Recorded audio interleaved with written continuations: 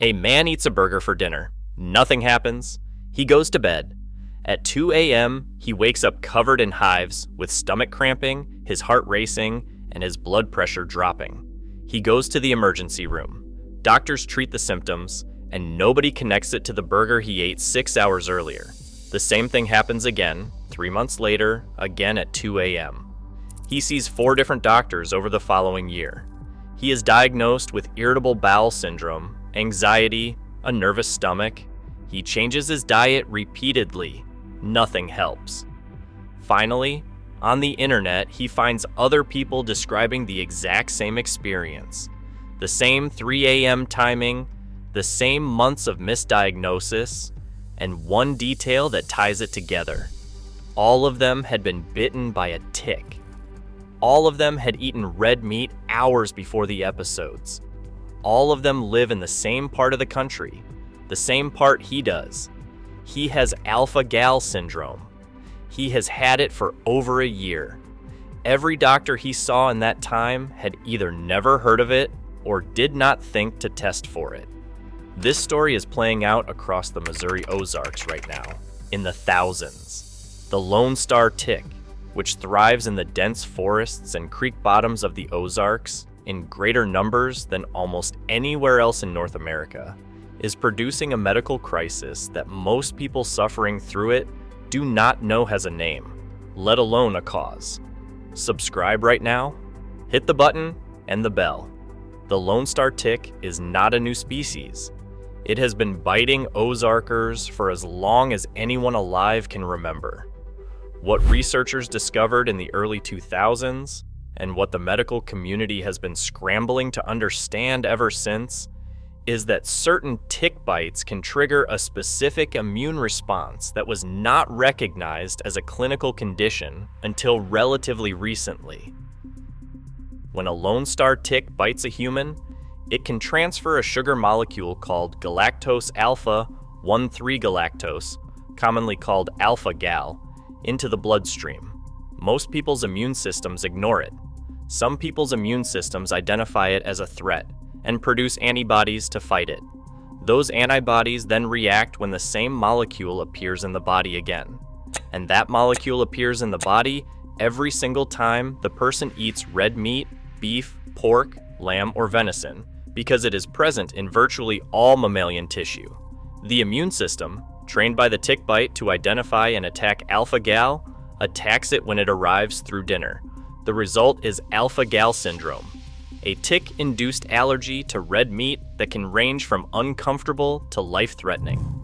Dr. Scott Cummins, now the William J. Yunt Distinguished Professor of Medicine and Associate Chief for Allergy and Immunology at the University of North Carolina at Chapel Hill, published the first paper on the condition in 2009.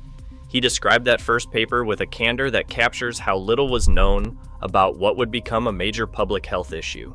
He told Medscape Medical News in 2025 that they just reported on 24 people. That was it. They thought it was kind of interesting, but he said he did not think any of them expected that in 2025 they would still be having conversations about it. Of those first 24 patients identified in the original 2009 study, 5 were from Missouri. Hit the like button. It tells the algorithm this story matters. That number, 5 of the first 24 documented cases in the world from a single state, reflects the geographic reality of where the Lone Star tick density is highest and where alpha-gal syndrome is most prevalent. A 2024 study that tested blood samples from a group of 3,000 military recruits found that those from Arkansas, Oklahoma, and Missouri had the highest prevalence of alpha-gal antibodies of any state tested. Missouri is not on the edges of this problem.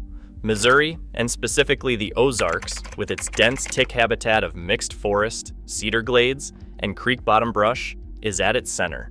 The University of Missouri healthcare system estimates that more than 80,000 alpha-gal syndrome cases exist in Missouri. The Missouri Department of Health and Senior Services estimates that between 7,300 and 34,400 Missourians may have been newly affected since 2021 alone. The CDCS estimates that up to 450,000 Americans total may be affected nationally, based on testing data, though the actual number is likely higher because so many cases go undiagnosed. A VCU study presented at the American College of Gastroenterology's 2025 annual scientific meeting found a 100-fold increase in positive test results for alpha-gal antibodies between 2013 and 2024, 100 times as many positive tests in a decade. The condition has two properties that make it exceptionally difficult to diagnose, and that explain why so many Ozarkers have been living with it for months or years before anyone identified what they had.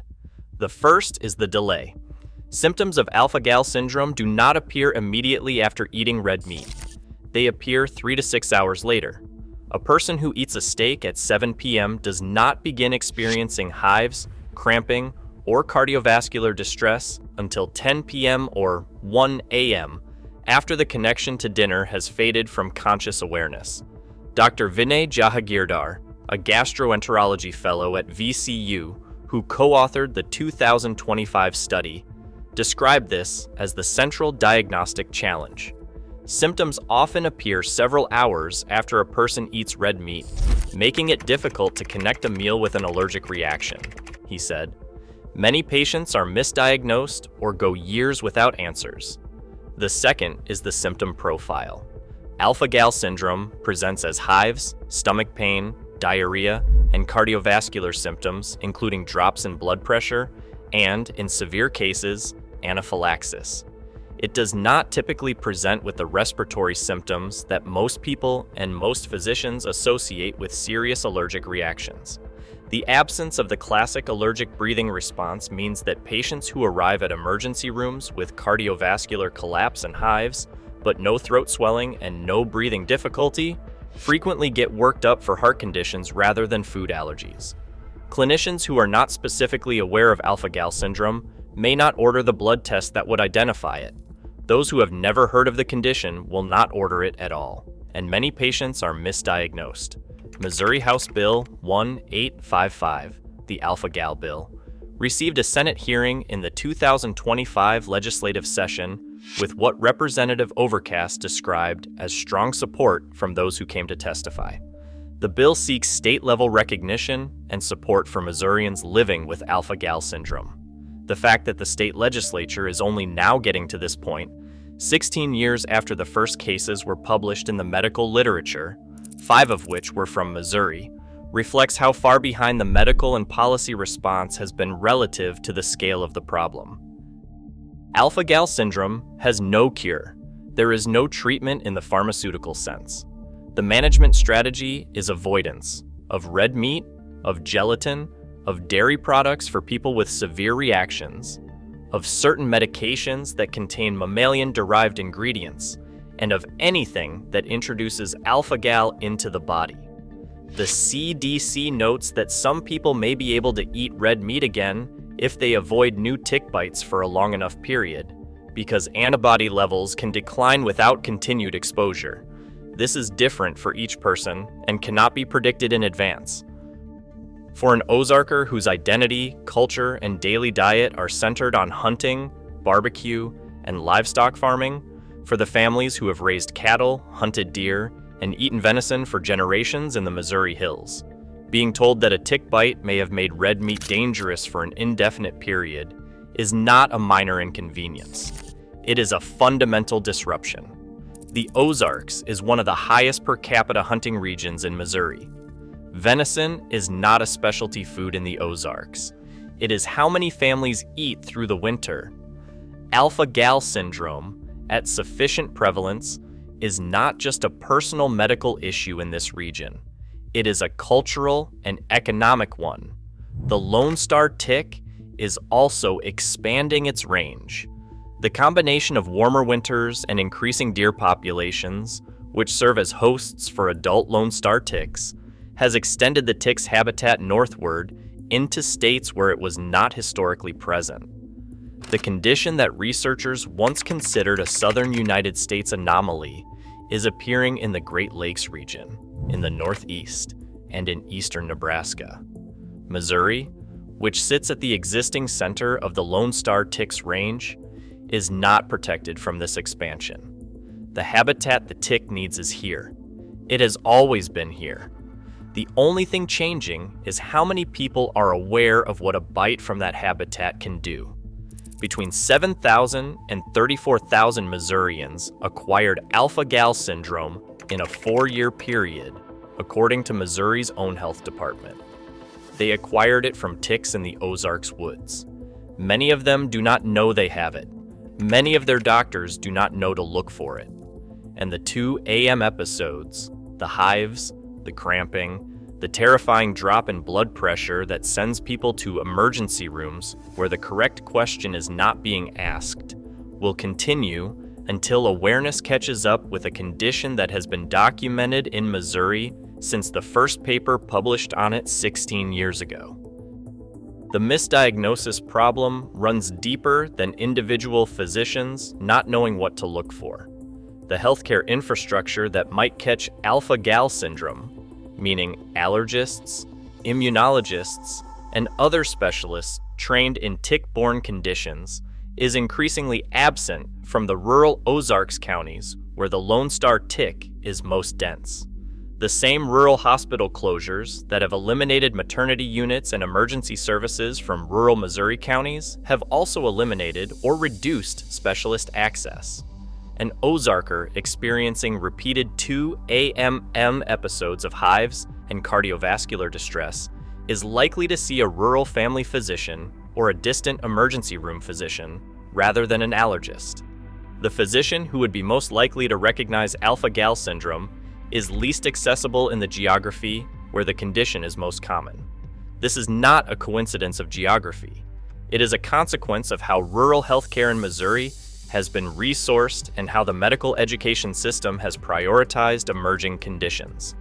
Alpha-gal syndrome was described in the medical literature in 2009. It is still not part of standard clinical training in a way that would ensure a rural Missouri ER physician recognizes the 2 AM symptoms and cardiovascular presentation as a probable alpha-gal syndrome episode, rather than a cardiac event or an anxiety attack. The CDC published its first guide to the condition in 2023.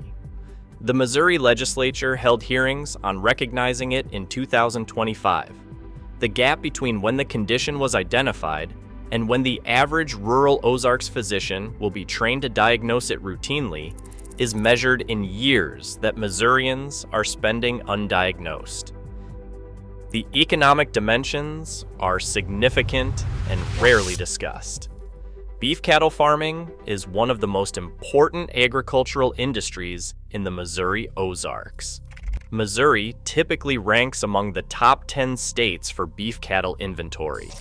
Venison hunting is both an economic activity through licenses, equipment, and processing, and a subsistence food source for rural families.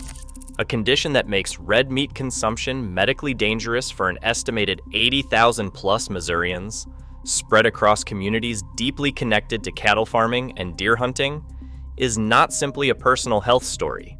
It is a story about what a tick bite can do to a way of life that has been central to Ozarks culture for generations. A cattle farmer in Texas County who develops alpha-gal syndrome cannot eat the beef his herd produces.